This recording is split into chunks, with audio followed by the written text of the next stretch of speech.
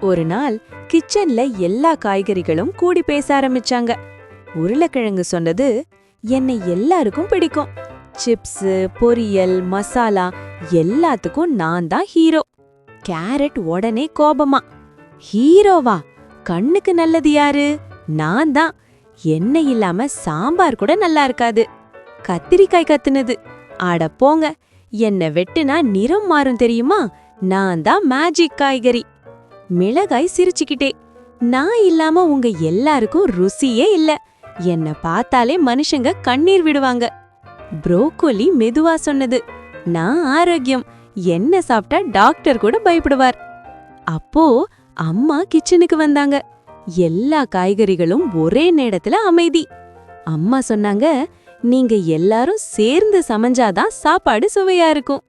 அப்புறம் எல்லா காய்கறிகளும், சரி சரி, நாம் எல்லாரும் ஒரு டீம் தான்.